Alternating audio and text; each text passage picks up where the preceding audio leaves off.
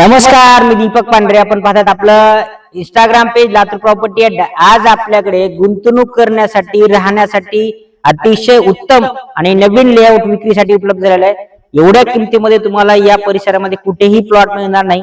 फक्त 2000 रुपये प्रति स्क्वेअर फुटाने या ठिकाणी आपल्याकडे प्लॉट उपलब्ध आहेत. साईज 40x50 आहे. त्यामध्ये दोघांमध्ये तुम्हाला डिवाइड करून हा प्लॉट खरेदी करता येऊ शकतो.